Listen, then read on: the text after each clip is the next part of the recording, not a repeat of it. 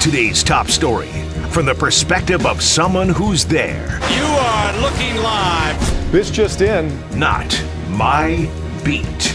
Today, it is our pleasure to welcome in the one and only host of B. Mitch and Finlay on 106.7 The Fan. It is JP Finlay. Commanders practice. I'm curious, JP, this is such a nerdy football thing that maybe I care about more than others, but what was the structure of practice today as they kind of move into their regular season mode? Obviously, it's still open to the media, so you guys that were able to be out there got to see a little bit. I know some of it was during your show, but from what you know of how they handled practice today, is this something where they're preparing for the regular season, preparing for New England? Is it still like an install period? How are they handling this week as far as you know? Well, what's funny, Hoff, is it shows that you and I both have been reporters. I asked DQ that question because I noticed the scheduling change. Now they're going Wednesday, Thursday, Friday. Wednesday, Thursday is 1 o'clock. Friday's 11:30. And what I know about the NFL calendar, the NFL structure, is that's a regular season move because your long days are Wednesday, Thursday. Friday is fast. You try to get everybody out of there, let them have a night with their kids. So I asked DQ that, and he said, it wasn't. They're not game planning or anything for New England, and that next week is kind of funky because you have roster cuts and then no game the following week. But he said he wanted his guys to start to understand how he's going to flow a regular week for week one against Tampa.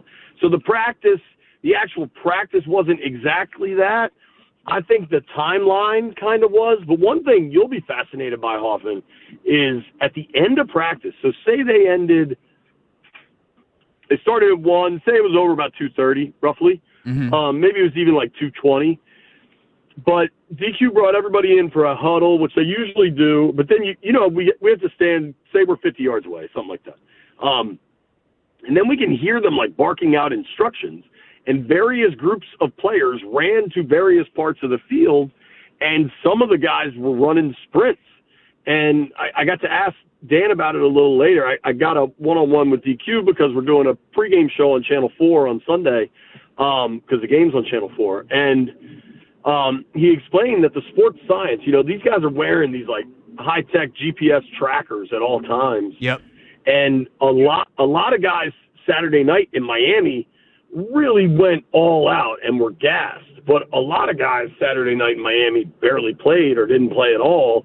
And so they were trying to some of these guys had to run sprints at the end of practice, and it was to level out where their heart rate and all these metrics they keep where it's supposed to be to kind of make sure everybody was hitting their numbers.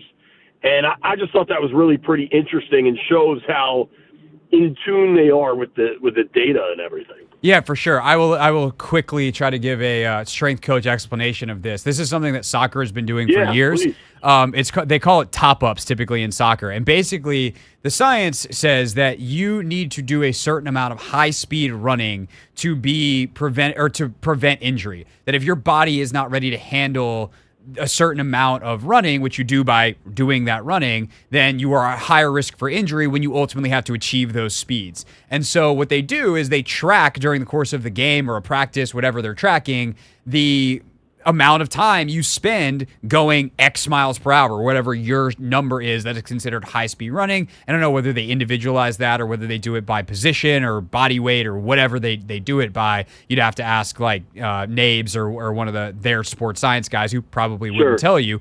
But the idea is that they are making sure that everybody is getting the amount of high-speed running and sprinting in so that the hamstring specifically, but all the other muscles are used to the amount that you're going to need to do in a game because they've done the research to say in a game you will run X amount of high-speed running based off your position, based off your usage, and they want everybody to make sure that they can handle that if all of a sudden you are thrust into a starting role in the game. So that makes a lot of sense, and good for them for doing it. There's your info. That's why you're the perfect guy to.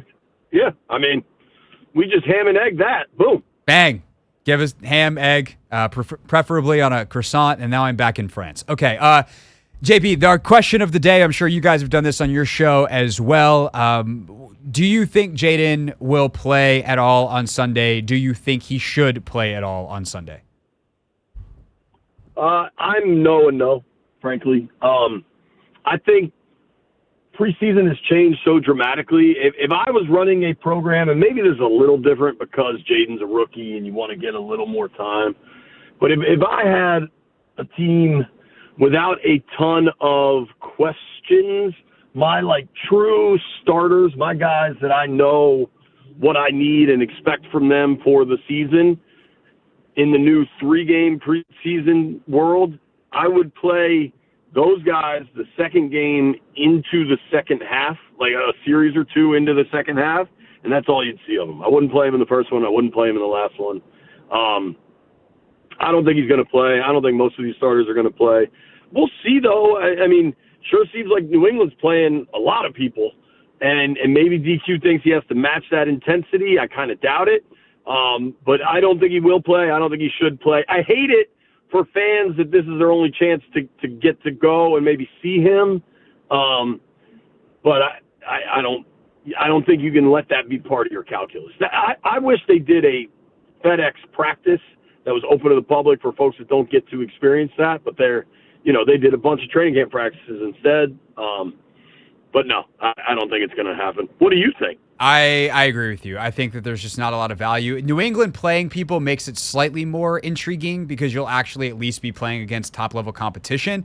But I also think that the way that these defenses are so vanilla in the preseason, you're not like he's already proven he can dice a vanilla preseason defense. What are you getting out of it? And that's kind of where I come down on it. I think the more interesting stuff for this game, for this team this weekend, is some of the position battles. And I'm curious what you're more interested in. Are you more interested in the receivers sorting themselves out, or the Derek Forrest, will he or won't he make the roster type of stuff?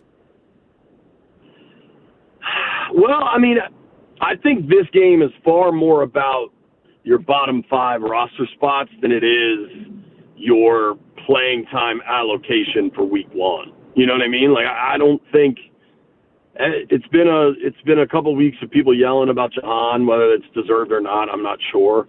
But I don't think those questions get answered Sunday night at FedEx. I think this is about Tyler Owens and Defoe and how many tight ends are you keeping? You know what I mean? I think Cole Turner has really made a point to show some physicality, and I think they're being coached differently, and I think those things matter. If it's me, I think I'm keeping 4 tight ends because they really seem to want to limit the amount of abuse on Ertz's body and watch it practice. Ertz seems like a big part of this. I think who's your third running back? I think that stuff matters this week. I have no idea what the bottom of the O-line depth chart looks like. You know what I mean? I don't know. I think there's going to be new corners added to this team next week once guys get cut, and I would keep an eye on Dallas specifically. But I don't know what the bottom of those groups look like, and that's where I'd be pretty interested. No, I agree with you, and especially Logan and I did a 53 that we recorded this morning. Will be out tomorrow for Take Command, and you basically hit on all the positions that we're interested in. A lot of the debates that we had. Cole Turner was a big one for us of, do we keep him, do we not? And we ultimately did for a lot of the reasons that you talked about in terms of how they want to play. But also, I tend to think that the 53 that's named on, what is it, Tuesday, that the deadline is, or is it Monday? Whatever that is, and then there's a 48-hour period. Yeah. It's going to be different by the time we're 48 hours later and everyone goes through waivers and they sign a couple of guys. So I tend to agree with you on that. Is there one in particular that you feel strongly about, whether it's keeping Cole Turner, one of the safeties that has to make it or that shouldn't make it? Any one of those, take your pick, corner, safety, tight end, RB3, O-line guy, that you're like, this dude has got to either be in or be out? I think Tyler Owens has forced his way onto the team, and I love stories like that. I don't really honestly think that's that much of a debate. I don't know what they're doing. Normally, you would keep 6 corners, 4 safeties. I think that could look like the initial 53. I don't know the 6th corner you're keeping.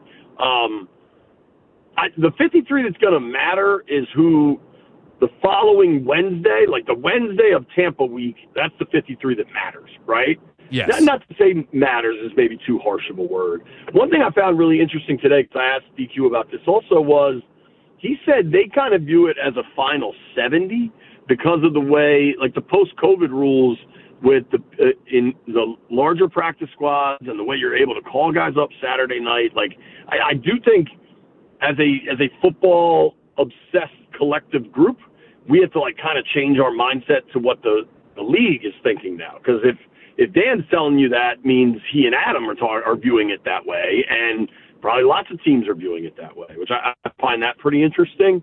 I think I think they're going to have to keep more defensive players necessarily than offensive players. Like, I don't know that we're looking at a 25-25-3 split. I think it could be 26-24-3. I'm really fascinated to see if they keep 4 tight ends. I think they should. I think you should try to keep Ertz healthy because he has looked really, really good. I also think Sennett is going to play a lot, maybe not a lot, but a decent like H-back role, fullback role, and and so in turn, I think you need a couple of extra. I think keeping Cole Turner, I'm not standing on the table, but I think it makes a lot of sense. I don't know. The third running back I think is Wiley right now, but I could be wrong on that. And dude, I don't know how this shakes out, but all Bryson Tremaine has done is make plays. Every time he gets a chance, he makes a play. He's a bigger guy than all the other guys at receiver. Maybe they'll see enough in Martavis Bryant that they think they can keep him around. I kind of doubt that unless he really flashes this week. There just hasn't been that much. And I like the stories where a kid emerges and just forces his way onto a roster. I don't know that Tremaine forces his way onto a roster. And especially a receiver, say you keep 6, generally one of those guys is down on game day anyway. Generally one of your inactives is your 6th wideout. So it's not that imperative, but I feel like he has earned it, and these guys are all about competition, and I'll be curious how that all shakes out.